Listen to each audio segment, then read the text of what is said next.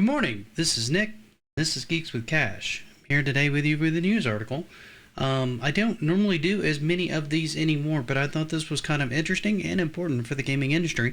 It would appear that Microsoft is in talks or has pretty much solidified the deal to be able to purchase Activision Blizzard. Now, this deal is set to complete in 2023. At that time, pretty much everything that's Activision will become under Microsoft's umbrella. This will include all the popular IPs by Blizzard, not excluding World of Warcraft, Overwatch, Diablo, you name it. On top of that, they are also going to be able to purchase King. If we go ahead and take a look at the article here, you can see Microsoft to acquire Activision Blizzard for $68.7 billion. This will allow them to have access to all of Activision, Blizzard, and King Software's development studios. King Software, if you guys are not aware, is a very popular mobile developer. If you played a mobile game, you probably played a King game in the past. It would appear that this is going to be set to be settled by 2023. It's unknown what the shakeup is going to be, but you can bet your bottom dollar that most of these titles are going to start appearing on Game Pass probably sometime in 2023 or 2024. What does this mean for the rest of the gaming industry? The world has yet to figure out.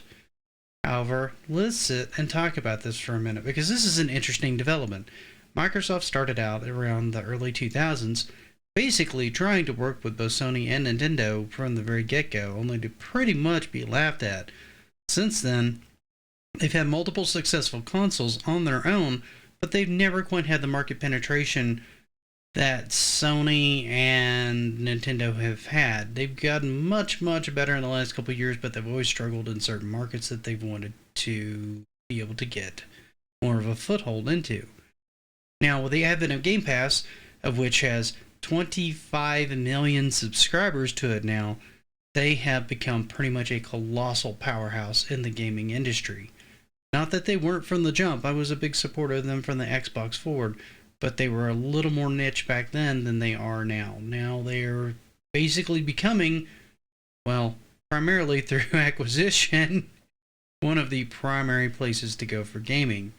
Now, if you have Game Pass, you already know that you can get access to pretty much most of EA's library already through Game Pass, as well as everything that Microsoft has acquired or has already had as first party. Once this goes through, you're going to have access to things like, well, the following. Take a look again here real quick.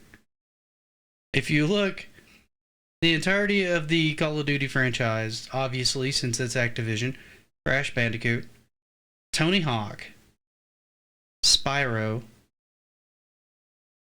on top of Prototype, King's Quest, Geometry Wars. The Skylanders IP is now owned by them, though that's been underutilized in the last few years. It's not as big IP as it was. On top of them having published Sekiro. Now, let's talk about Sekiro for a second. Now, this is the first time that From Software has actually used Activision as a publishing house for any of their games. I was not able to find anything that says that From Software is owned by Activision. They have simply worked with them in the past to come up with them as a publishing house. Depending on how well that relationship goes, it's entirely possible that they could eventually get acquired. Now, are they now? No. Do I hope they get acquired? No. The problem with all of these purchases on both sides, whether it's Sony or Microsoft or whoever, is that a lot of times publishing houses get lost in the shuffle. Developers get lost in the shuffle. Development houses get lost in the shuffle. And a lot of IPs just kind of go down the cracks because it's just too much for one company to manage. Which is why these kinds of mergers can, while many times be beneficial, they can also be very dangerous for the companies. And the future of the IPs that the gamers that play them have come to love.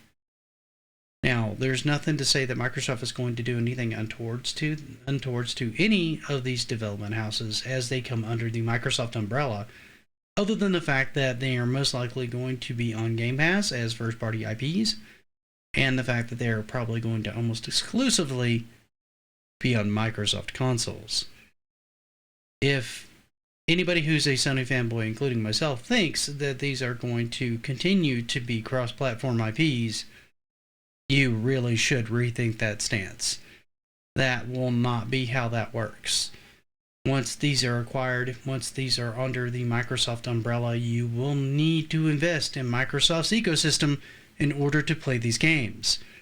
Now, one's going to spend $68.7 billion to let the competition have a free pass. Now, Microsoft has shown a propensity to play nice with Nintendo in the past, so some of these titles may show up there. However, the odds of you seeing Call of Duty on a Sony platform post this merger, say 2024 forward, is unlikely. If you are a Call of Duty fan, then you are definitely going to want to start to get used to the Xbox controller and Xbox ecosystem if you play on console. If you've been playing on PC, things are likely to not really change very much. You'll probably still be able to pick this up on Steam if you want to own it independently. If you want it on Game Pass, you can always just purchase Game Pass, and then you'll be able to play all your Call of Duty games for the low price of roughly $15 a month. This starts to add even more value to Game Pass as a platform.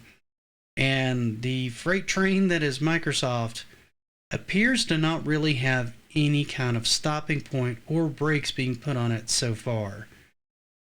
It'll be interesting to see as more and more development studios continuously get bought up and publishing houses continually get bought up by the giant that is Microsoft, whether or not the rest of the world will be okay with them having this much power. Because as of right now, it would truly appear that Microsoft is the Disney of video games. What do you guys think about this acquisition? Do you think this is good for gaming? Do you think this is bad for gaming? Are you glad that this is going under the Microsoft umbrella? Are you more excited now to get your hands on Microsoft's latest console if you don't have it already? What do you think Sony should do in response? Are you worried that Sony hasn't really responded back with buying up any of its own development houses? What do you think Sony's plans are moving forward to try to lure developers back to them as Microsoft acquires and lures more and more third-party support away from them?